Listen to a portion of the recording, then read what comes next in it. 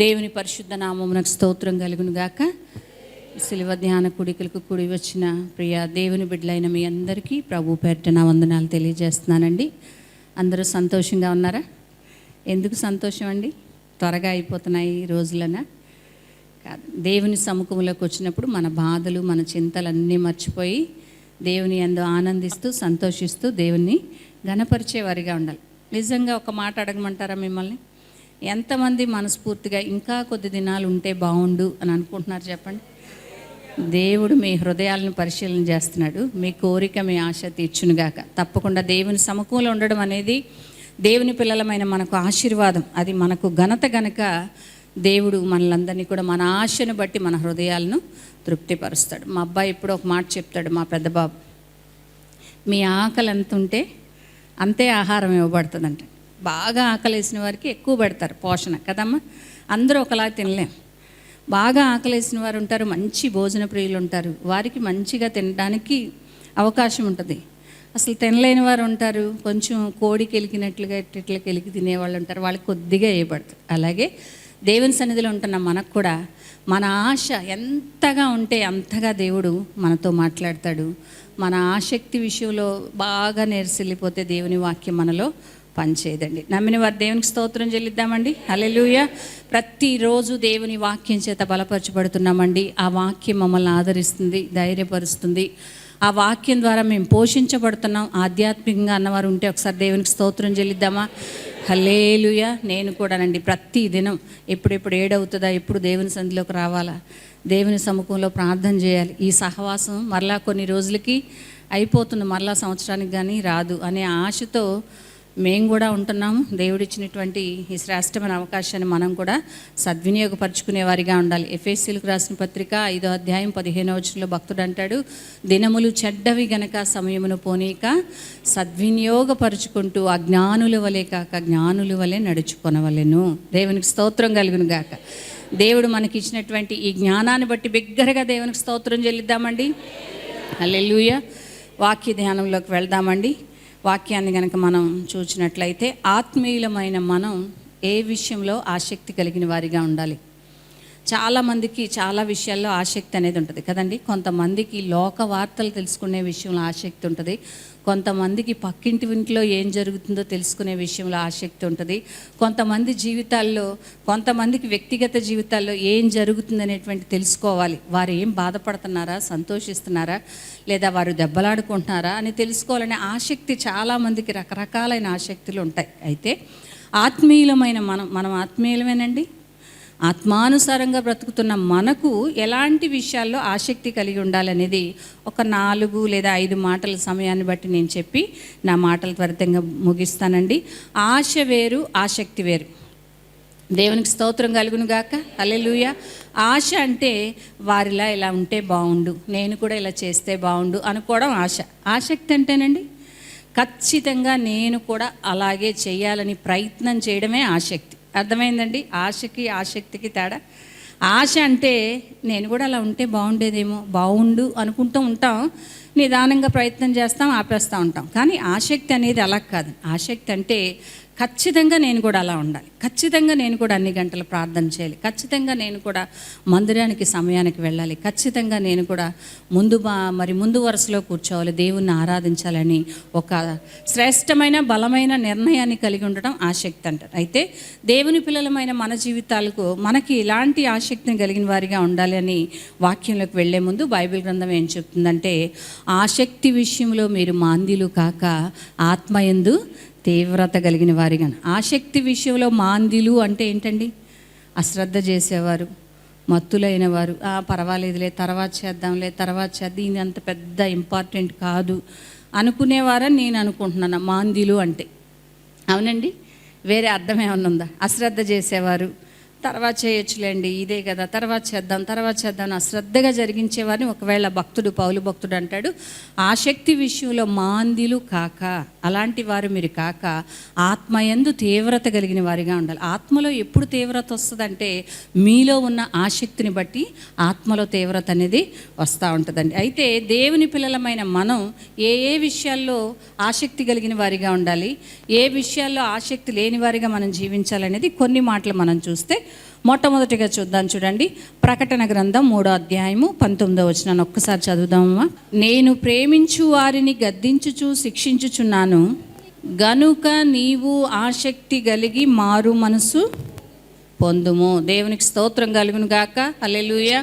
మొట్టమొదటిగా ఆత్మీయులము, దేవుని పిల్లలము, విశ్వాసులము, క్రీస్తు బిడలుగా పిలువబడుతున్న మనకు ఏ విషయాల్లో ఆసక్తి కలిగి ఉండాలి? ఆశ వేరు, ఆసక్తి వేరండి. ఆసక్తి కలిగి మనం ఉండాలి అని అంటే మారు మనసు పొందే విషయంలో ఆసక్తి కలిగిన వారిగా ఉండాలంట. దేవునికి స్తోత్రం కలుగును గాక. హల్లెలూయా. మీరు అనొచ్చు, అదేంటండి మేము 30 సంవత్సరాల నుంచి మందిరానికి వస్తున్నాం, 20 సంవత్సరాల నుంచి మందిరంలో ఉన్నాం, మేము పునాది కాలం నుంచి ఉన్నవారం మేము, మరి మాకు మారు మనసు లేకపోవడం ఏంటండి అని మీరు అనుకో. మారు మనసు అంటే ఏంటో తెలుసండి? మన పై వస్త్రధారణ మారడం కాదు, కానీ మనస్సు మారి అంతరంగంలో నూతనమైన మనసు రావడమే మారు మనసు. అనగా ఎన్నో సంవత్సరాలుగా దేవుని మందిరానికి వస్తున్న మన జీవితాల్లో మార్పు అనేది కనబడాలి. ఏ మార్పు కనబడాలి? ఒకప్పుడు నువ్వు జీవించిన జీవన విధానానికి, దేవుని తెలుసుకున్న తర్వాత నువ్వు జీవిస్తున్న జీవన విధానానికి, దేవునిలోకి వచ్చి 10 సంవత్సరాలు, 15 సంవత్సరాలు, 25 సంవత్సరాలు అయినప్పుడు నీ జీవితంలో నువ్వు నడుస్తున్న నడక, నువ్వు మాట్లాడుతున్న మాట, నువ్వు వేసుకుంటున్న వస్త్రాలు సమస్తంలో కూడా ఒక మార్పు అనేది కనబడడమే మారు మనసు. నమ్మిన వారి దేవునికి స్తోత్రం చెల్లిద్దామండి. హల్లెలూయా. మన క్రియల్లో మార్పు రావాలండి, మన ఆలోచన విధానంలో మార్పు రావాలి, మనం మందిరానికి వెళ్ళే విషయంలో మార్పు రావాలి, మందిరంలో ఉన్నటువంటి సహోదరులతో మాట్లాడే విషయంలో మార్పు రావాలి. దేవునికి స్తోత్రం కలుగును గాక. హల్లెలూయా. మన అంతరంగంలో ఉన్నటువంటి మార్పును కలిగి ఉండడమే ఆసక్తి అంటారు. దేవునికి స్తోత్రం కలుగును గాక. హల్లెలూయా. అయితే మార్పు చెందిన మనం ఏం చేయాలి? మారు మనసు కలిగిన మనం ఏం చేయాలంటే మారు మనసు లేని వారి కొరకు ప్రార్థన చేసేవారిగా ఉండాలి. దేవునికి స్తోత్రం కలుగును గాక. హల్లెలూయా. నేను రక్షించబడ్డానండి, నేను బాగానే ఉన్నాను, నా కుటుంబం బాగానే ఉంది, నేను ఓకే, దేవుడు వస్తే నన్ను పిలిస్తే నేను వెళ్ళిపోతాను అంటాం కాదు, కానీ మారు మనసును పొందిన నీవు ఇతరుల మారు మనసు కోసం ప్రార్థన చేసేవారిగా ఉండాలి. చూద్దామండి ఒకసారి ఆదికాండము 18వ అధ్యాయము 23వ వచనాన్ని ఒకసారి చదివితే, అబ్రహాము ఇక్కడ దేవుణ్ణి బ్రతిమిలాడుతూ ఉన్నాడు. దేనికోసం బ్రతిమిలాడుతున్నాడండి? తన కుటుంబం బాగానే ఉంది, తను సేఫ్గానే ఉన్నాడు, తను దేవునితో మాట్లాడుతూ ఉన్నాడు, దేవునితో సంబంధాన్ని కలిగిన వాడిగా ఉన్నాడు. కానీ అబ్రహాము ఒక వేదన గుండా వెళ్తూ ఉన్నాడు. ఒక వార్త విన్నాడు. విన్నప్పుడు ఎవరి మారు మనసు కోసం, ఎవరి మార్పు కోసం, ఎవరిని రక్షించడానికి అబ్రహాం అక్కడ దేవునితో బేరమాడుతున్నాడు లేదా బ్రతిమిలాడుతున్నాడు. ఒకసారి చదువుదాం చూడండి. అప్పుడు అబ్రహాము సమీపించి ఇట్లా, నేను దుష్టులతో కూడా నీతిమంతులను నాశనం చేయదవా? ఆ పట్టణములో ఒకవేళ 50 మంది నీతిమంతులుండినను, వారిలో ఉన్న 50 మంది నీతిమంతులను బట్టి ఆ పట్టణమును రక్షించవన్నారు. ఇదంతా మనం చదివినట్లయితే చివరి వచనాల వరకు మనందరికీ తెలుసు. అబ్రహాము దేవుని సముఖానికి వచ్చి బ్రతిమిలాడుతున్నాడు, దేవుణ్ణి గోజాడుకుంటా ఉన్నాడు, దేవుణ్ణి బ్రతిమిలాడుకుంటున్నాడు. దేనికోసం అండి? సొదొమ పట్టణంలో ఉన్నటువంటి ఆ ప్రజల కోసం, అక్కడ ఉన్నటువంటి తన సహోదరుడి కుటుంబం కోసం, వారి మారు మనసు కోసం. ఒక మాటలో చెప్పాలంటే, ఎందుకంటే అక్కడున్న సొదొమ ప్రజలందరూ కూడా పాపం చేత పట్టబడిన వారే, ఇష్టానుసారంగా జీవిస్తూ ఉన్నప్పుడు దేవుని ఉగ్రత వారి మీదకి వస్తుంది అని అబ్రహాముకు తెలిసింది. దేవుడు ఉగ్రుడై వారిని దహించి వేస్తున్నాడు అనేటువంటి మాట అబ్రహాముకు తెలిసినప్పుడు ఇంట్లో ఉండి ప్రార్థన చేయొచ్చు కదండి. అయ్యో ఇప్పుడు యుద్ధాలు జరుగుతున్నాయి, మనం ఏం చేస్తున్నామండి? దేవుని కృపను బట్టి మనందరం మందిరంలోకి వస్తున్నాం, గృహాల్లో ప్రార్థన చేస్తున్నాం, మందిరంలో సంఘముగా ఏకీభవించి ఏకాత్మతో ప్రార్థన చేస్తున్నాం. అయితే ఆ దినాన్ని అబ్రహాం ఏం చేశాడో తెలుసండి? దేవుని యుద్ధకు పరిగెట్టుకుంటూ వెళ్ళి దేవుణ్ణి బ్రతిమిలాడుతూ ఉన్నాడు, దేవుణ్ణి వెనకబడతా ఉన్నాడు. అయ్యా 50 మంది ఉంటే ఆ పట్టణాన్ని రక్షిస్తావయ్యా, మారు మనసు 50 మంది కలిగిన వాళ్ళు ఉంటే రక్షిస్తావా అంటే అలాగే రక్షిస్తాను. లేదా 20 మంది, ఆఖరికి ఎంతమంది దగ్గరికి వచ్చాడండి? ఒక్క నీతిమంతుడున్నా ఆ పట్టణాన్ని రక్షిస్తుంది. ఎందుకు ఇంత ప్రయాసపడాల్సిన అవసరం ఎందుకుంది అబ్రహాము కంటే? తాను పొందుకున్న రక్షణ, తాను పొందుకున్న నిత్య జీవం, తాను పొందుకున్నటువంటి సంతోషమైనటువంటి స్థితి, తాను పొందుకున్న జీవం కలిగిన దేవుణ్ణి మారు మనసు లేక నశించిపోతున్న సొదొమ పట్టణస్థుల కోసం, వారికి ఇవ్వడం కోసం అబ్రహాము దేవుణ్ణి ప్రాధాయపడుతున్నాడు. ఈ రాత్రి దేవుని వాక్యం వింటున్న మనం మన గృహాల్లో రక్షణ లేని వారి కోసం ప్రార్థన చేస్తున్నామండి.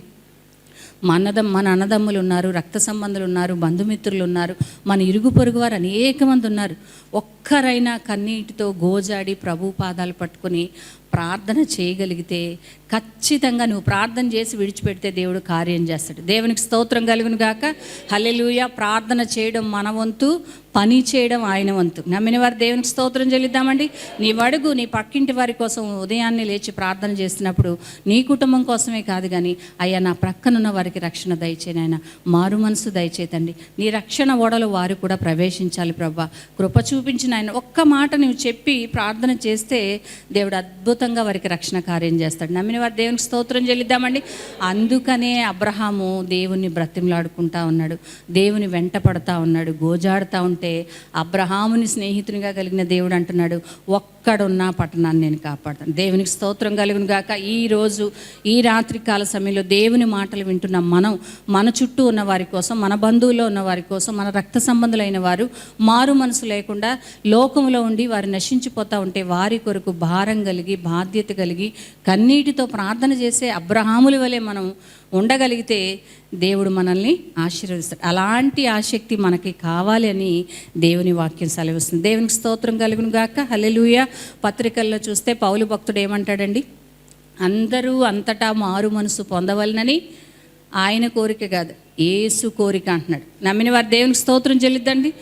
భక్తులే కాదండి, యేసు ప్రభు వారి లోకానికి వచ్చిన లోకరక్షకుడు, తన ప్రాణాన్ని పెట్టిన యేసే అంటున్న మాట, అందరూ అంతటా మారు మనసు పొందాలని ఆయన యొక్క కోరిక అంటండి.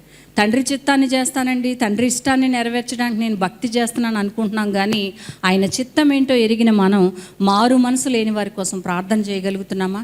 కన్నీరు కార్చగలుగుతున్నామండి? మనలో రక్షణ లేని వారిని కొరకు రక్షణ వాళ్ళలో ప్రవేశపెట్టిన ఆయన, నాకు ఇచ్చిన ఈ భాగ్యం వారికి ఇవ్వు తండ్రి అని వారి కొరకు కూడా మనం కూడా ప్రార్థన చేసేవారిగా ఉండాలి. దేవునికి స్తోత్రం కలుగును గాక. హల్లెలూయా. ఎస్తేరు గ్రంథంలో చూస్తే రాణి అయిన ఎస్తేరు చేసిన పని ఏంటండి, నేను రాజసింహాసనంలో రాజమందిరంలో ఉన్నాను, వాళ్ళు ఎలా అయిపోతే నాకేంటి అనుకోలేదు. తన రాణి యొక్క స్థానాన్ని దిగి, అధికారంలోంచి, ఆ కుర్చీలోంచి దిగి తన్ను తాను ప్రతిష్ఠించుకొని ఉపవాసం ఉండి కన్నీరు కార్చడానికి ఇష్టపడి తన చెలికత్తెలందరినీ కూడా ఉపవాసం ఉండి ప్రార్థన చేయమంది. ఎందుకండి? తను ఇంకా పై అధికారానికి వెళ్ళడం కోసం కాదు, రాజుగారి దగ్గరికి వెళ్ళి తన కోరిక తీర్చమని అడగడం కోసం కాదు, కానీ నశించిపోతున్న తన జనాంగం కోసం ఎస్తేరు ప్రాధేయపడింది. ఒక మాట ఎస్తేరు గ్రంథం రాయబడుతుంది, అది ఎప్పుడు జ్ఞాపకం చేసుకోవాల్సిన మాట ఏంటో తెలుసండి, నేను నశించినను నశించేదను నా జనాంగాన్ని దేవుడు రక్షించాలి. ఒక ఆశ, చనిపోయినా పర్వాలేదు, దేవుడు నా ఆశను తీర్చాలి. నేను బాగున్నాను, నా బాబాయ్ బాగున్నాడు అనుకొని విడిచిపెట్టలేదండి ఎస్తేరు. రాణి అయినప్పటికీ తను తాను తగ్గించుకొని రాణి వస్త్రాలను తీసివేసి క్రింద కూర్చొని మరి ఉపవాసం ఉండి కన్నీరు గార్చి 3 దినాలు అన్నపానాలు విడిచిపెట్టి నశించిపోతున్న వారి మారు మనస్సు కోసం ప్రార్థన చేసింది. దేవుడు కార్యం చేశాడా లేదండి? ఆసక్తితో ప్రార్థన చేసిన ఎస్తేరు ప్రార్థన ఆలకించిన దేవుడు ఏం చేశాడండి? రాజశాసనాలను తలక్రిందులు చేశాడు, రాజశాసనాలను మార్చివేశాడు. ఈ రాత్రి వాక్యం వింటున్న ప్రియ దేవుని సంగమా, ఆసక్తితో నీవు నేను ప్రార్థన చేయగలిగితే ఇతరుల మారు మనసు కొరకు, ఒకవేళ ఇతరుల కొరకే కాదు, మనలో ఇంకా ఏదైనా విడిచిపెట్టకూడని, మనలో ఇంకా ఏదైనా మార్పు లేనిదంటూ ఉంటే, అయ్యా నాలో మారు మనసు సంపూర్ణంగా దయచేయి ప్రభా, నూతనంగా దయచేయి తండ్రి అని చెప్పి మనం ప్రార్థన చేయాలి. భక్తుడైన దావీదు 51వ కీర్తనలో ఒక ప్రార్థన చేస్తాడు, నాకు చాలా నచ్చుద్దండి. 10వ వచనంలో, దేవా నా యందు శుద్ధ హృదయమును దయచేయము, నా అంతరంగములో స్థిరమైన మనస్సు నూతనంగా పుట్టించమంటాడు. భక్తుడే కదండి, నిత్యము దేవుని స్తుతించిన వాడే. దినమునకు 7 సార్లు దేవుని స్తుతించాడు, ముమ్మారు ప్రార్థన చేశాడు. రాజు అయినప్పటికీ మరి దేవుని సముఖంలో ఆడిపాడినటువంటి రాజుగారు అంటున్నారు, అయ్యా అనుదినము నాలో నూతనమైన మనసు. నిజమేనండి, మనుషులంగా మన మనసులో రకరకాలైన ఆలోచనలు వస్తాయి. మారు మనసు ఎంతసేపో నిలబడదు. కానీ మనం చేయవలసిన ప్రార్థన ఏంటో తెలుసండి, మొట్టమొదటిగా నాకు మారు మనసు, సంపూర్ణమైన మార్పు నా జీవితంలో దయచేయి నాయన, నశించిపోతున్న నా ఇంటి వారిని రక్షించు ప్రభు అని మనం ఆసక్తితో దేవుని పాదాలు పట్టుకుని ప్రార్థన చేస్తే దేవుడు ఖచ్చితంగా మన చుట్టూ ఉన్న వారికి మారు మనసు దయచేస్తాడు. నమ్మిన వారు దేవుని స్తోత్రం చెల్లిద్దామండి. హల్లెలూయా. గనుక ఆత్మీయులము దేవుని బిడ్డలమైన మనం మొట్టమొదటిగా ఆసక్తి కలిగి ఉండవలసిన విషయం ఏంటంటే, మన మారు మనసు కొరకు, ఇతరుల మారు మనసు కొరకు మనం ఆసక్తి కలిగిన వారిగా ఉండాలి. రెండవదిగా చూడండి, సంఖ్యాకాండము 25వ అధ్యాయము 13వ వచనాన్ని ఒకసారి చదువుదామమ్మా. అది నిత్యమైన యాజక నిబంధనగా అతనికి అతని సంతానమునకు కలిగియుండును. ఏలయనగా అతడు తన దేవుని విషయమందు ఆసక్తి గలవాడై ఇశ్రాయేలీయుల నిమిత్తము ప్రాయశ్చిత్తము చేసెను. దేవునికి స్తోత్రం కలుగును గాక. హల్లెలూయా. రెండోదిగా దేవుని పిల్లలము, దైవ జనాంగమైన మనము, ఆత్మీయులమైన మనము ఆసక్తి కలిగి ఉండాల్సిన విషయం ఏంటో తెలుసండి. పరిశుద్ధమైన దేవుని విషయంలో ఆసక్తి కలిగిన వారిగా ఉండాలి. అనగా పరిశుద్ధత విషయంలో ఆసక్తి కలిగిన వారిగా ఉండాలి. నమ్మిన వారి దేవునికి స్తోత్రం చెల్లిద్దామండి. ఎందుకంటే మనం సేవిస్తున్న దేవుడు ఎవరండి? పరిశుద్ధుడు, పరిశుద్ధుడు, పరిశుద్ధుడు అని దూతల చేత, భక్తుల చేత కొనియాడబడుచున్నటువంటి దేవాతి దేవుని కలిగి ఉన్న మనం పరిశుద్ధత విషయంలో ఆసక్తి కలిగి ఉండాలి. కొంతమంది అంటారు, పై వేషాన్ని చూస్తారు కానీ అంతరంగాన్ని ఎవరు చూస్తారండి? నేను ఎలా ఉంటే మాత్రం దేవునికి నాకే తెలుసు, మనుషులకి ఎవ్వరికీ తెలియదు. నా భార్యకి తెలియదు, నా భర్తకు తెలియదు. కాబట్టి నా అంతరంగం ఎలాగున్నా పర్వాలా, అంతరంగం అంతా కుళ్ళిపోయిన బయటికి పరిశుద్ధంగా తెల్ల డ్రెస్ వేసుకుంటే సరిపోతుంది అనుకుని చాలామంది ఉంటున్నారు. కానీ ఈ రాత్రికాలం దేవుడు అంటున్న మాట ఏంటో తెలుసండి. పరిశుద్ధత విషయంలో ఆసక్తిని కనపరచాలి. మీరు పరిశుద్ధత విషయంలో ఎందుకు ఆసక్తిని కనపరచాలంటే, హెబ్రీ పత్రికలో పౌలు భక్తుడు అంటాడు, మరి పరిశుద్ధత లేకుండా ప్రభుని చూడలేం, ఆయనకి ఇష్టలుగా ఉండలేము. 95వ కీర్తన చివరి వచనంలో అంటాడు, అయ్యా ఎన్నటెన్నటికీ పరిశుద్ధతే నీ మందిరానికి అనుకూలమయ్యా. నీ మందిరానికి వస్తున్న మేము పరిశుద్ధత లేకుండా వస్తే ఎన్ని సంవత్సరాలు వచ్చినా, ఎన్ని ఉపవాసాలు ఉన్నా, ఎన్ని 40 దినాలు ప్రతిష్ఠించుకున్నా అది నీ ఆలకించే ప్రార్థన కాదండి. హృదయములో పాపమును లక్ష్య పెట్టిన ఎడల నా దేవుడు నా మనవి ఆలకించకపోవును అంటాడు దావీదు భక్తుడు. అనగా నీ హృదయములో పరిశుద్ధతకి చోటు లేకపోతే, పరిశుద్ధుడైన దేవుని సేవిస్తున్నానని చెప్పుకుంటున్న నీవు ఆ పరిశుద్ధత నీలో కనబడకపోతే, దాని విషయంలో ఆసక్తి కలిగిన వాడవుగా, ఆసక్తి కలిగిన దానిగా నీవు నేను లేకపోతే దేవుడు మన ప్రార్థనలు ఆలకించడండి. మన పక్షంగా కార్యాలు జరగవు. పరిశుద్ధత అంటే ఏంటి? చాలాసార్లు చెప్పుకున్నాం కదండి. పాపం ఎక్కడుందో తెలుసుకుని దానికి దూరంగా ఉండడమే పరిశుద్ధత అండి. ఏది లోకమో తెలుసుకొని దానికి దూరంగా ఉండాలి. దేవునికి ఏది అయిష్టమో తెలుసుకొని దానికి దూరంగా ఉండాలి. మొదటి దశలోనికి పత్రిక 5వ అధ్యాయం 16వ వచనంలో అంటాడు భక్తుడు, దేవుని చిత్తం ఏదనగా ఏంటండి, ఎడతెగక ప్రార్థన చేస్తూ పరిశుద్ధంగా జీవించడమే దేవుని చిత్తం అంటాడు. ఒకసారి చూడండి. ప్రతి విషయమందును కృతజ్ఞతాస్తుతులు చెల్లించుడి, ఇలాగు చేయుట మీ విషయములలో దేవుని చిత్తమైంది. దేవునికి స్తోత్రం కలుగును గాక. హల్లెలూయా. పరిశుద్ధంగా జీవించాలంటే రోమాపత్రిక 12:1 అంటాడు, ఎవరండి? ప్రియమైన సహోదరులారా అనగా, చూడండి ఒకసారి ఆ మాట చదువుదాం. రోమాపత్రిక 12:1 చదువుదాం అండి. కాబట్టి సహోదరులారా, పరిశుద్ధమును దేవునికి అనుకూలమునై ఉన్న సజీవ యాగముగా మీ శరీరములను ఆయనకు సమర్పించుకోనండి. అయ్యా మీ శరీరాలు సమర్పించండి, మీ కానుకలు సమర్పించండి అని చెప్పొచ్చు పౌలు భక్తుడు. కానీ అక్కడ చెప్తున్న మాట ఏంటో తెలుసండి, పరిశుద్ధమును దేవునికి అనుకూలం. ఏది అనుకూలం అండి? ఏది దేవునికి ఇష్టం? పరిశుద్ధంగా జీవించడమే దేవునికి ఇష్టం. ఈ లోకంలో ధనం ఉండి, ఘనత ఉండి, అన్నీ ఉండి పరిశుద్ధత లేకపోతే నువ్వు దేవునికి ఇష్టడుగా జీవించలేవు. దేవుని రాజ్యంలో చోటు లేదు. దేవుని ఉన్న చోట నువ్వు ఉండటానికి లేదు. దేవుని ఆశీర్వాదం నువ్వు పొందుకోలేవు. కానీ ఎప్పుడైతే నా దేవుడు పరిశుద్ధుడని ఎరిగిన నీవు పాపానికి దూరంగా ఉంటూ పరిశుద్ధతను కాపాడుకుంటూ ప్రభు సన్నిధిలో పరిశుద్ధత కొరకు ఆసక్తి కలిగి ప్రార్థన చేస్తామో అట్టి వారి జీవితాల్లో దేవుని కార్యాలు చూస్తాం. అంత మాత్రమే కాదు, ఆయనతో కలిసి నివసిస్తామంట. ఆదికాండం 6వ అధ్యాయం 8-9 వచనాలు రాత్రికాల సమయంలో మనం ధ్యానం చేసుకున్నాం కదండి. ఆ చెడ్డ తరములో నోవహు జీవించాడా లేదా పరిశుద్ధుడిగా అండి? దేవుడే సాక్ష్యం ఇస్తున్నాడు. నిందారహితుడును నీతిమంతుడైనటువంటి నోవహు అని చెప్తా ఉన్నాడు దేవుడు.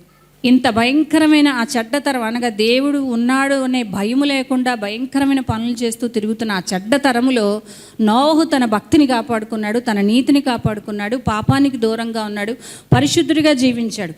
ఈరోజు దేవునికి దగ్గరగా జీవిస్తున్న మనం మన పరిశుద్ధత కొరకైన ఆసక్తి ఉందండి? అసలు దాని కొరకు ప్రార్థన చేస్తున్నామా? ఎప్పుడైనా అడుగుతున్నామా, ప్రభువా నీ వలె నేను పరిశుద్ధునిగా ఈ లోకంలో బ్రతకడానికి నాకు అవకాశం ఇవ్వయ్యా. ఎక్కడ పాపం ఉందో, ఎక్కడ లోక మాలిన్యం ఉందో, ఎక్కడ నీకు అయిష్టమైన కార్యాలు జరుగుతున్నాయో అక్కడ నుంచి నేను వెళ్ళిపోవడానికి సహాయం చేయి తండ్రి అని మనం ప్రతి దినము కూడా ఆసక్తి కలిగి పరిశుద్ధత విషయంలో ప్రార్థన చేసేవారిగా ఉండాలి. ఎందుకంటే లేవియా కాండంలో చెప్తాడు భక్తుడు, ఆయన పరిశుద్ధుడై ఉన్నాడు, ఆయన పిల్లలైన మనం కూడా పరిశుద్ధులుగా ఉండాలంటాడు. ఈ లోకంలో మన పిల్లలు, మనం ఒక ఉన్నత స్థానంలో ఉంటే పిల్లలు వెళ్ళి మరి తాగుతూ తిరుగుతూ ఉంటే ఎలా ఉంటుందండి? ఎంతో వేదన, ఎంతో బాధ, ఎంతో రోధిస్తాం, వారి కొరకు అంగలారుస్తాం. అయ్యో ప్రభువా అంటూ దేవుడిని ఎరిగిన వారైతే ఏడుస్తారు, లోకంలో ఉన్నవారైతే మరణానికి వారిని వారు అప్పగించుకుంటారు. అలాగే దేవుడు కూడా అంటున్నాడు, పరిశుద్ధుడిగా నేను ఈ లోకంలోకి పంపించాను, నా పరిశుద్ధమైన రక్తం చేత నేను కడిగి కొన్నాను కదా, నువ్వు మరలా ఈ లోకంలోకి వెళ్ళిపోతే మరలా లోకమాలిని మంటించుకొని దాని విషయమే శ్రద్ధ లేని దానవుగా, శ్రద్ధ లేని వాడవుగా ఉంటే నిన్ను గూర్చి నేను దుఃఖిస్తున్నానని దేవుని వాక్యం ఈ రాత్రి సెలవిస్తుంది. కనుక రెండోదిగా మనం ఉండవలసిన ఆసక్తి లేదా ఆత్మీయులుగా మనం కలిగి ఉండవలసిన ఆసక్తి ఏంటి అని అంటే పరిశుద్ధత విషయంలో ఆసక్తి కలిగి ఉండాలి. లూకాసు వార్త 2వ అధ్యాయంలో మనం చూస్తే మరియను దేవుడు ఎన్నుకోవడానికి గల కారణం ఏంటో తెలుసండి. అనేక మంది స్త్రీలు యేసుప్రభు వారు నా గర్భంలోకి రావాలి, యేసుప్రభు నా గర్భంలో జన్మించాలని ఎంతోమంది స్త్రీలు ఆశపడ్డారు, ఎదురు చూశారు. కానీ యేసుప్రభు వారు ఆయన ఈ లోకానికి రావడానికి, లోకరక్షకుడిగా రావడానికి ఎవరిని ఎంచుకున్నారండి?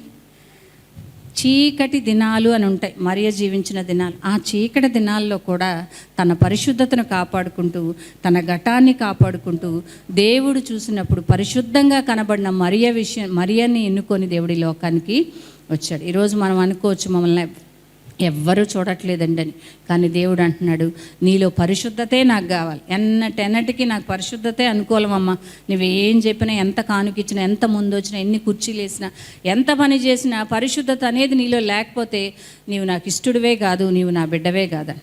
కనుక ఈ రాత్రి ఏ విషయంలో మనం ఆసక్తి కలిగి ఉండాలంటే, రెండోదిగా పరిశుద్ధ విషయంలో మనం పరిశుద్ధత విషయంలో ఆసక్తి కలిగి, నాయన ఎంత శ్రమ అయినా, ఎంత కష్టమైనా, ఈ లోకంలో ఎన్ని వ్యాధులు నేను పడుతున్నా, ఎంతమంది ఎన్ని మాటలన్నా నా పరిశుద్ధతను నేను విడిచిపెట్టను అనే ఒక ఆలోచన కలిగిన వారంగా మనం ఉంటే, దాని యందు ఆసక్తి కలిగిన వారంగా మనం ఉంటే దేవుడు మనల్ని ఆశీర్వదిస్తాడు. దేవునికి స్తోత్రం కలుగును గాక. మూడవదిగా ఏ విషయంలో ఆత్మీయులైన బిడ్డలు ఆసక్తి కలిగిన వారిగా ఉండాలి అని అంటే, అపోస్తులైన పౌలు అపోస్తుల కార్యములు 17వ అధ్యాయము 10 నుంచి 12 వచనాలు, 2 వచనాలు చదువుకుందామండి. వెంటనే సహోదరులు రాత్రివేళ పౌలును శీలను బెరయకు పంపించిరి. వారు వచ్చి యూదుల సమాజ మందిరములో ప్రవేశించిరి. గనులై ఉండిరి గనుక ఆసక్తితో వాక్యమును అంగీకరించి పౌలును శీలను చెప్పిన సంగతులు అలాగు ఉన్నవో లేవో అని ప్రతిదినము పరిశీలన చేస్తారు లేఖనములు. దేవునికి స్తోత్రం కలుగును గాక. మూడోదిగా దేవుని పిల్లలకి ఆసక్తి కలిగి ఉండవలసిన విషయం ఏంటండి? దేవుని వాక్యమందు ఆసక్తి కలిగిన వారిగా. ఎందుకంటే యోహాను సువార్త 1వ అధ్యాయం 1వ వచనంలో ఏమంటాడండి? దేవుని వాక్యం అంటే ఏంటండి? ఆది యందు వాక్యం ఉండెను, వాక్యము దేవుని యొద్ద ఉండెను, ఆ వాక్యమే దేవుడై ఉండెను, ఆ వాక్యమే కృపాసత్య సంపూర్ణుడిగా మన మధ్యలో నివాసం చేస్తుంది. దేవుని వాక్యం అంటే చాలామంది ఆషామాషగా వాక్యం చెప్పేటప్పుడు ఏదో ఆలోచిస్తారు, అనాలోచితంగా చూస్తూ ఉంటారు. వాక్యం చెప్పినప్పుడు అటు ఇటు చూస్తూ ఉంటారు, మనుషుల వైపు చూస్తూ ఉంటారు. కానీ వాక్యము అనగా దేవుడు నీతో మాట్లాడుతున్నట్లు, దేవుడే నీతో మాట్లాడుతున్నప్పుడు, ఆయన మాట్లాడినప్పుడు నువ్వు చెవి ఇవ్వకపోతే నీవు ఈ లోకంలో ఉన్న సమస్యల నుంచి తట్టుకొని నిలవబడలేవు. వాక్యం ఏం సెలవిస్తుంది? 119వ కీర్తన అంతా చదివితే, అయ్యా నీ వాక్యం నన్ను బ్రతికిస్తుంది, నా బాధలో నాకు నెమ్మదిస్తుంది, చీకటిలో నాకు వెలిగిస్తుంది అయ్యా, నా ప్రాణానికి సేద తీరుస్తుంది నాయన, నీ వాక్యము నాకు అద్దం వలె నన్ను దిద్దుతుంది, నీ వాక్యం నన్ను సరిచేసి నడిపిస్తుంది అని ఎందుకు ఈ మాటలు చెప్తున్నారు భక్తులు అని అంటే, వాక్యము అనగా దేవుని మాట అండి.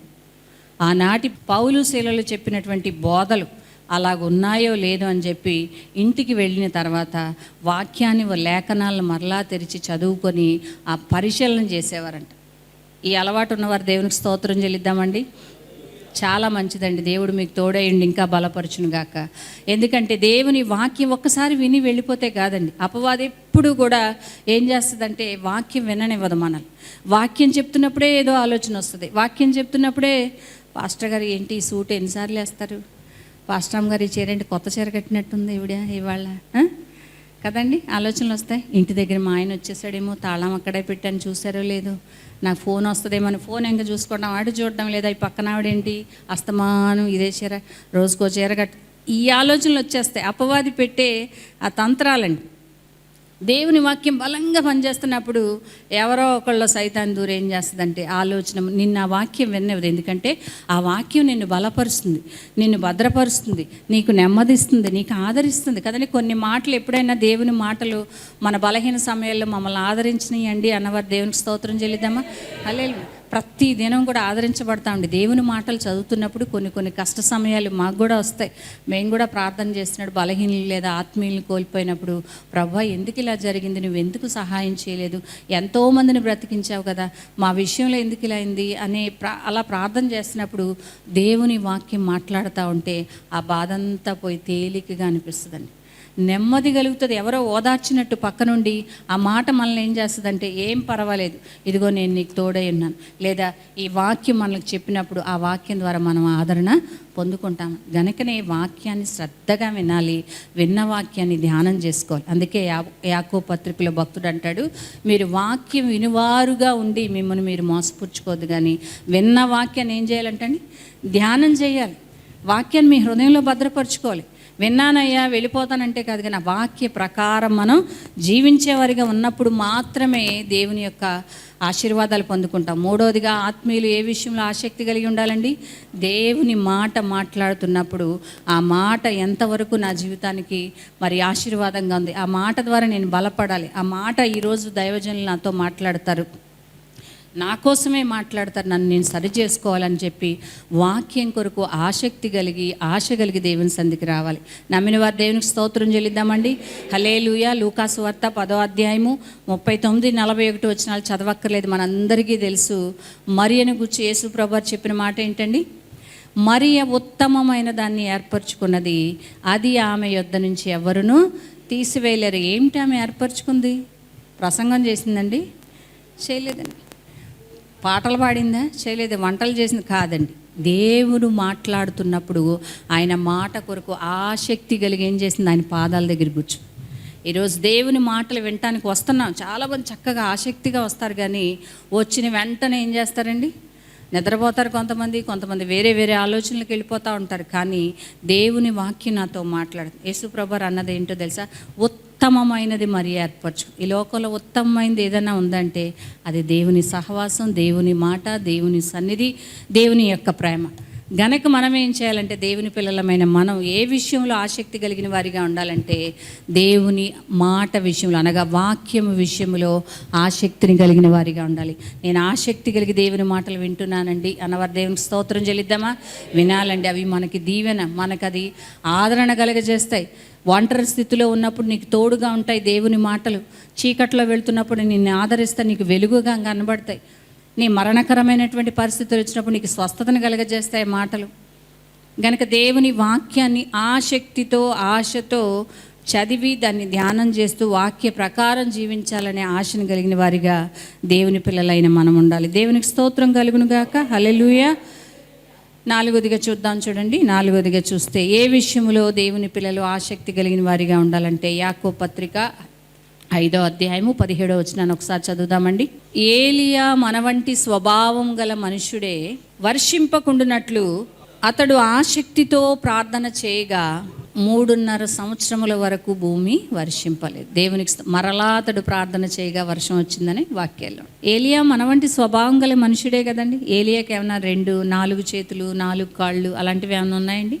ఏం లేదండి. ఏలియా మన వంటి స్వభావం గల మనుషుడే. మోషే మన వంటి స్వభావం గల మనుషుడే. అబ్రహాం మన వంటి స్వభావం కలిగిన మనుషుడే. ఎస్తేరు మన వంటి స్త్రీనే. కానీ వారందరూ ప్రార్థన చేస్తే ఎలా చేశారండి? ఆసక్తితో చేశారు కనుక అద్భుతాలు జరిగినాయి. దేవునికి స్తోత్రం కలుగును గాక. ఈ విషయాలు ఇప్పుడున్న వారు ఎలా అనుకుంటారంటే, ఆశ ఉంటుంది కానీ ఆసక్తి లేదండి. అవునా కదమ్మా? ఏకీభవించిన వారు దేవునికి స్తోత్రం చెల్లింది. అందరికీ ఆశ ఉంటుంది. ప్రభు సన్నిధిలో వాక్యం వింటున్నప్పుడు ఈ రోజు నుంచి నేను తెల్లవారి 4 గంటలకు లేచి ప్రార్థన చేయాలి, ప్రభుతో ఫస్ట్ మాట నేను ఆయనతోనే మాట్లాడాలి అనుకుంటూ వెళ్తాం ఇంటికి. 6 గంటల వరకు లేవరు. ఆశ ఉంది కానీ ఆసక్తి లేదు, దాన్ని అనుసరించేటువంటి ఆలోచన లేదు. అలాగే ఇంకా చాలామంది ఏమనుకుంటారంటే, ప్రార్థనలో నేను ఉపవాసం ఉండాలి, ఖచ్చితంగా 40 దినాలు ఒక్క పూటన్నా ఉపవాసం ఉండాలి అనుకుంటారు. కానీ అది చూసేసరికి అప్పుడే బలహీనత వస్తుంది, అప్పుడే గ్యాస్, అన్నీ అప్పుడే వస్తాయి, వెంటనే భోజనం చేసేస్తారు. మాకు తెలిసినటువంటి ఒక పాప ఉందిలేండి, చిన్న పాప. నేను ఇంకా ఈ 40 దినాలు నాన్ వెజ్ ముట్టుకోను అని ఒప్పందం చేసుకుంది. కానీ హలీం అయిపోతుందంట. ఈ 40 దినాలు అయ్యేలోపు హలీం అనేది అయిపోతుంది. దాని టేస్ట్ మళ్ళీ సంవత్సరం వరకు ఆగాలని ఇంకా నేను విరమించేసుకుంటున్నాను. 20 రోజులు కూడా అవ్వలేదు, విరమించేసుకున్నాను. చిన్నపిల్లలు కాబట్టి చెప్తున్నాను. ఆశ ఉంటుంది కానీ ఆసక్తి ఉండట్లేదు మనకి. కానీ ప్రియ దేవుని సంగమా, ప్రార్థన చేసే విషయంలో ఆసక్తి కలిగి ఉంటే దేవుడు అద్భుతాలు మన పక్షంగా చేస్తాడండి. ఆసక్తితో ప్రార్థన చేస్తే గొప్ప కార్యాలు దేవుడు చేశాడు కదండి. ఏలియా జీవితంలో చేసిన దేవుడు మన జీవితంలో చేయడండి. కానీ మనం ప్రార్థన చేయం. ఎప్పుడైతే ప్రార్థనలో ఆసక్తి అనేది లేదో అప్పుడు అపవాది ఏం చేస్తుంది, సాతానుగాడు మన ముందు నాట్యం ఆడతాడంట. మా ఆంటీ ఒక మాట ఎప్పుడు చెప్తారు, ఒక సామెత భలే నవ్వుతా ఆంటీ గారు మా సామెతలు చెప్తే. పిల్లి పిచ్చిదైతే ఎలక దాని ముందుకు వచ్చి డ్యాన్స్ వేసిందంట. పిల్లి పిచ్చిది, దానికి ఏం తెలియదు కనుకనే ఎలకొచ్చి, పిల్లి ఎంత ఉంటుందో ఎలక ఎంత ఉంటుందమ్మా. మామూలుగా అయితే ఆ పిల్లి వచ్చి దాన్ని ఒక్కటి పట్టుకో, అసలు పిల్లి ముందుకు రాగలదా, ఎలక పారిపోతూ ఉంటుంది. కానీ ఇది పిచ్చిది కనుక ఇది ముందుకు వచ్చి డ్యాన్స్ వేస్తుంది. నువ్వు ప్రార్థనలో తక్కువైపోతే, ప్రార్థనలో ఆసక్తి లేకపోతే అపవాది నీ ముందుకు వచ్చి డ్యాన్స్ వేస్తాడు. నువ్వు ఎప్పుడు దొరుకుతావు, ఎటు నుంచి లాక్కుపోదామని చూస్తూ ఉంటాడు. కనుక మనం దేవుని సముఖంలో ఆసక్తి కలిగి ప్రార్థన చేసేవారు. కనుక అడగండి ప్రభుని, ప్రభు నా ఆశ ఉంది, నా ఆశను నెరవేర్చు నాయన. దేవుడు ఏమంటున్నాడు, ఆశగల ప్రాణాన్ని మేలుతో తృప్తిపరుస్తానన్నాడు. అడుగు, నీవు అడిగితే ఈరోజు కాకపోతే రేపన్న దేవుడు నేను నిలబెడతాడు. మోకాళ్ళ మీద ఉండి కన్నీటితో ప్రార్థన చేస్తే ఆగిపోయిన నీ కార్యాలను దేవుడు అద్భుతంగా చేస్తాడు. దేవునికి స్తోత్రం కలుగును గాక. ప్రార్థన విషయంలో మాత్రం దయచేసి ఆసక్తిని పోగొట్టుకోవద్దు. ఆ శక్తితో ప్రార్థన చేయాలి. ప్రార్థన అనేది దేవునితో మనం సహవాసం చేయడం కదండి. మన బాధలన్నీ చెప్పుకోవడం. కొంతమంది భార్యలు భర్త రాగానే మొదలు పెడతారు. ఇంకా ఆఫీస్ నుంచి వచ్చి ఆ చిరాకు తీరక ముందే ఇంట్లో జరిగినవి అన్నీ ఏకరువు పెడతా ఉంటే విసుకొచ్చి మళ్ళీ బయటికి వెళ్ళిపోతాడు ఆయన. మళ్ళీ 8:30 ఆవిడ నిద్రపోయే టైంకి వస్తాడు. అలా కాదండి. దేవుని సముఖంలో ఉన్న మనం ప్రార్థన అంటే ఏంటి, మన బాధలు దేవుడితో చెప్పుకోండి. భర్త వచ్చేలోపు మీకు బోల్డ్ సమయం ఉంటుంది, ప్రార్థన చేయండి. అయ్యా నా కుటుంబంలో పరిస్థితి ఇది, నా బిడ్డల పరిస్థితి ఇలా ఉందయ్యా, ఈ లోటు ఉందా నాయన, నీవు అద్భుతం చేస్తావు నాయన. ఏలియా జీవితంలో చేసావు కదయ్యా, ఎస్తేరు జీవితంలో చేసావు కదయ్యా, దానియేలు జీవితంలో చేసావు కదయ్యా, నీవు నిన్న నేడు నిరంతరం ఏకరీతిగా ఉన్నావు కదా నాయన, మరి నా జీవితంలో ఎందుకు చేయవు తండ్రి, నేను ఆసక్తితో ప్రార్థన చేస్తాను ప్రభువా, నా ప్రార్థన ఆలకించు అని మనం ప్రార్థన చేయగలిగితే దేవుడు అద్భుతమైన కార్యాలు మన ఇంట్లో చేస్తాడు. ఇప్పటి వరకు ఆగిపోయిన ప్రతి కార్యం దేవుడు అద్భుతంగా చేస్తాడు. నిన్నటి దినాన మన మందిరానికి వస్తున్న తల్లిగారు ఒక సాక్ష్యం చెప్పారు. ఆ తల్లిగారు కుమారుడు తల్లికి ఏదో చిన్న మాట వచ్చి ఆవిడ బయటకు వచ్చి ఉంటున్నప్పుడు బాధపడ్డారు. అమ్మ ఉండలేకపోతున్నానమ్మా నేను, నా బిడ్డల్ని విడిచిపెట్టి అన్నప్పుడు చాలా బాధ అనిపించింది ఆ తల్లిని చూస్తే. అయ్యో వృద్ధాప్యం మంది ఉంది కదా, ఆ కుమారుడు మనసు మార్చిన నిజంగా మేము ప్రార్థన చేశానండి. దేవుని సందులో అడిగాను, అయ్యా ఆ తల్లి మనసు మార్చి ప్రార్థనలు అయ్యేలోపు ఆ తల్లి కుమారుడు రావాలన్నప్పుడు నిన్నటి దినాన్ని ఆవిడ చెప్తున్నారమ్మా, నా కుమారుడు వచ్చాడు, ప్రార్థన కోసమే కదమ్మా నన్ను విడిచిపెట్టి వచ్చేసావు, గనక మందిరం దగ్గరలోనే నేను ఇల్లు చూస్తాను, నువ్వు నా దగ్గరికి వచ్చేయమ్మా అని పిలిచాడంట. దేవునికి స్తోత్రం కలుగును గాక. హల్లెలూయా. దేవుడు మనం ఎప్పుడు అడుగుతామా వెంటనే చేయడానికి సిద్ధంగా ఉన్నాడండి. కానీ మనం అడిగేది ఆసక్తితో ఆయన్ని అడగలేకపోతున్నాం, గనకే పొందలేకపోతున్నాం. మనం సేవిస్తున్న దేవుడు ప్రార్థన ఆలకించే దేవుడిని. ప్రతి నిత్యం ఏ బిడ్డ ఎక్కడ బాధలో, కన్నీటిలో, శోధనలో, వేదనలో ఉండి తండ్రి అని పిలుస్తుందో వెంటనే తనయుడు అని పలకడానికి ఇష్టపడే దేవుడు మన పక్షంగా ఉన్నాడు. మనకు భయం ఎందుకండి? కొంతకాలం వస్తుంది శ్రమ, కొంతకాలం తప్పదు బాధలు, కొంతకాలం తప్పదు కన్నీళ్ళు. ఆ కన్నీటిలోనే ప్రభు పాదాలు పట్టుకొని గోజాడి ఆసక్తితో ప్రార్థన చేస్తే దేవుడు అద్భుతమైన కార్యాలు నీ జీవితంలో చేస్తాడు. ఆయన నిన్న నేడు నిరంతరము ఒక్కటే రీతిగా ఉన్నాడు. మనుషులు మనం మారిపోయాం. మొదట్లో ఆసక్తి కొలది 3 గంటలు లేచి ప్రార్థన చేసేవాళ్ళు, 3 దినాలు ఉపవాసం ఉండేవాళ్ళు. రాను రాను ఏమైపోయిందండి, ఆసక్తి తగ్గిపోయింది. దేవుడు చేస్తున్నాడుగా, దేవుడు మేలు చేశాడుగా, ఇల్లు అడిగాం ఇల్లు ఇచ్చాడు కాబట్టి ఇప్పుడు ఏం పర్వాలా, పెళ్ళి అడిగాం పెళ్ళి అయిపోయింది కాబట్టి ఇప్పుడు ఏం పర్వాలా. ప్రార్థనా సమయాన్ని తగ్గించేసుకుంటున్నాం. మన జీవితాల్లో కార్యాలు పొందలేకపోవడానికి కారణం దేవుడు కాదండి, మనమే. మనలో ఆసక్తి తగ్గిపోవడమే, ప్రార్థనలో మనం చల్లారి పడిపోవడం బట్టే దేవుడు మన జీవితాల్లో కార్యాలు చేయట్లేదు. కానీ ఈ రాత్రి దేవుని వాక్యం వింటున్న దేవుని సంగమా, మరలా దేవుని అడుగుదాం. అయ్యా నేను ఆసక్తి విషయంలో మాంద్యుడిగా ఉండిపోయానయ్యా, మాంద్యురాలిగా ఉండిపోయానయ్యా, దయతో నన్ను క్షమించి నాకు ఆసక్తిని మరలా ఇవ్వయ్యా. మునుపటి కంటే అధికమైన విశ్వాసాన్ని, మునుపటి కంటే అధికమైన భక్తి జీవితాన్ని, మునుపటి కంటే అధికమైన ప్రార్థనా జీవితాన్ని, వాక్య ధ్యానాన్ని నాకు ఇవ్వు నాయన.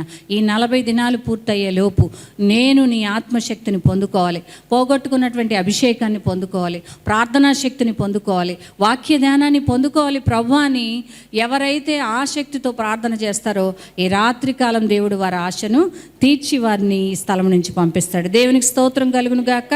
హల్లెలూయా. కనుక ప్రియ దేవుని సంఘమా, 4 మాటలు నేను చెప్పాను. చివరగా చూద్దాం, చూడండి. 1 కొరింథీయులకు రాసిన పత్రిక 15వ అధ్యాయము 58వ వచనం చదవక్కర్లేదని. కాగా నా ప్రియ సహోదరులారా, ప్రభువునందు మీ ప్రయాసం వ్యర్థం కాదని ఎరిగి స్థిరులను కదలని వారును ప్రభు కార్యాభివృద్ధి అందు ఎప్పటికీ ఆసక్తులై ఉండుడి. దేవునికి స్తోత్రం కలుగును గాక. హల్లెలూయా.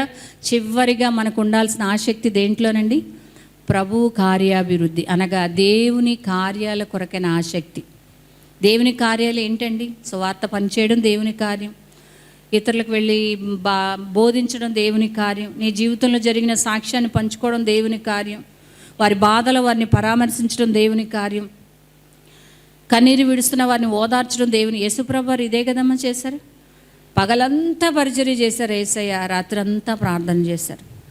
మరి దేవుని కార్యాలు మనకు అన్నీ తెలుసు. మందిరంలో ఏం కావాలో తెలుసు. ప్రార్థించే వాళ్ళు కావాలి, రోధించే వాళ్ళు కావాలి, ఆసక్తి కలిగి ప్రార్థన చేసే స్త్రీలు కావాలి, పురుషులు కావాలి, సంఘంలో పాడేవారు కావాలి, ప్రార్థించేవారు కావాలి, వాక్యం బోధించేవారు కావాలి.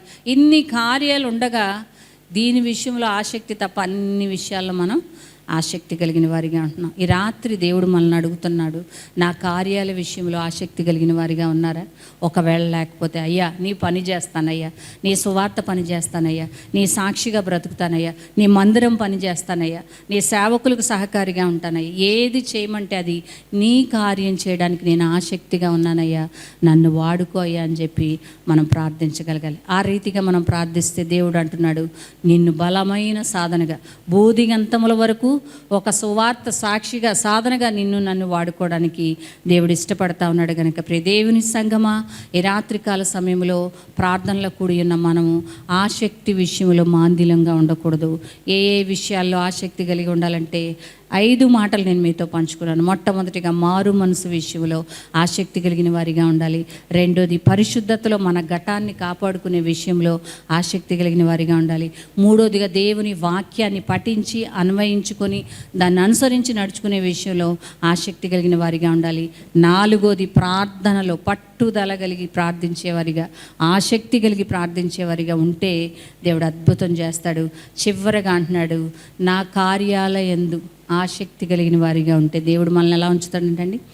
కదలని వారిగా స్థిరపరుస్తాడు. ఆయన ఆశీర్వాదాలతో మనల్ని నింపుతాడు. అట్టి కృప పరిశుద్ధాత్మ దేవుడు మనందరికీ దయచేసి నడిపించునుగాక. ఆమేన్. నమ్మిన వారంతా ఒకసారి దేవునికి స్తోత్రం చెల్లిద్దామండి. హల్లెలూయా. ఈ రాత్రికాలం ప్రభువా నీ వాక్కు ద్వారా నాతో మాట్లాడినందుకు వందనాలు నాయన. అయ్యా నిజమే తండ్రి, నాలో ఆసక్తి విషయంలో మాంద్యులుగా అయిపోయాను తండ్రి. ప్రార్థించట్లో ఆసక్తి లేనిదానిగా ఉన్నానయ్యా. నీ సువార్త పనిలో ఆసక్తి లేనిదానిగా నాయన, వాక్య ధ్యానంలో నిరాసక్తి కలిగి ఉన్నాను ప్రభా. అశ్రద్ధ చేస్తున్నాను నాయన, నన్ను క్షమించు తండ్రి. నా మారు మనసు విషయంలో తను ఇంకా వెనకబడిపోయాను. ఒక్కసారి ప్రభుతో చెప్తామండి. అయ్యా ఆసక్తి కలిగి, ఆశ కలిగి ప్రార్థన చేస్తే మా కోరిక తీరుస్తాన్న దేవుడు, మా కుటుంబాల్లో పరిస్థితులు మారుస్తాన్న దేవుడు, మాకున్న సమస్యలు వ్యాధుల నుంచి విడిపిస్తాన్న దేవా. ఈ రాత్రి ఎలుగెత్తి అభిక్షగాడు ఎలాగైతే దేవుని సందులో మొరపెట్టాడో ఆ రీతిగా దావీదు కుమారుడా మమ్మల్ని కరుణించాయి అంటూ ప్రార్థన చేద్దాం. ఆసక్తి కలిగి ప్రభు పాదాలు పట్టుకొని దేవుడిచ్చే ఆశీర్వాదాలు పొందుకుందాం. హల్లెలూయా, హల్లెలూయా. పరిశుద్ధుడా, ప్రేమ నమ్మకం కలిగిన తండ్రి, దయామయుడవైన మా యేసు ప్రభువా, మీ ఘనమైన శ్రేష్టమైన మహోన్నతమైన నామానికి వందనాలు చెల్లిస్తున్నాం తండ్రి. ఈ శిలువ ధ్యాన కూడికల్లో 18వ రోజులు మమ్మల్ని ప్రవేశపెట్టారు. ఏ ఆటంకం లేకుండా చక్కటి నీ వర్తమానాల ద్వారా తండ్రి నాయన, ఆత్మీయమైనటువంటి తండ్రి బోధనల ద్వారా ప్రభా మమ్మల్ని మా ఆత్మలో బలపరుస్తున్నందుకు వందనాలు తండ్రి. అయ్యా నీ వాక్యమే మమ్మల్ని బలపరిచేది, నీ వాక్యమే మమ్మల్ని బ్రతికించేది, మాకు నెమ్మదిచ్చేది నీ వాక్యమే కనుక తండ్రి నీవు మాట్లాడుతున్న ప్రతి మాట కొరకు వందనాలు చెల్లిస్తున్నామయ్యా. ఈ రాత్రికాల సమయంలో నాయన నీ బిడలగా మాలో నాయన ఉన్న నిరాశను నువ్వు చూసిన దేవుడు, ఆసక్తి లేకుండా బ్రతుకుతున్న మా జీవితాలకు తండ్రి నీ వాక్కు ద్వారా నాయన ఆసక్తిని అనుగ్రహించినందుకు వందనాలు. నీవు చెప్పిన ప్రతి మాటలో ఆసక్తి కలిగిన వారంగా నిన్ను వెతుకుతూ నిన్ను మహిమపరుస్తూ అనేకులకు నిన్ను చూపిస్తూ నిన్ను గణపరిచేవారిగా మా జీవితాలు ఉండడానికి సహాయం చేయండి. నీ సిలువకు సాక్షులుగా మమ్మల్ని అందరినీ వాడుకోనండి తండ్రి. వినిన నీ వాక్యం అందరి హృదయాల్లో నీరుగట్టి ఫలింపజేసి మీ నామానికి మీరే మహిమ తెచ్చుకోనండి అయ్యా. మా దేశంలో శాంతి సమాధాన నెమ్మదులు దయచేసి మీరే ఘనత మహిమ ప్రభావాలు పొందుకొనమని మా ప్రభును మా రక్షకుడైన యేసుక్రీస్తు వారి ఉన్నతమైన నామములో ప్రార్థించి వేడుకొంచున్నాం మా పరమ తండ్రి. ఆమేన్.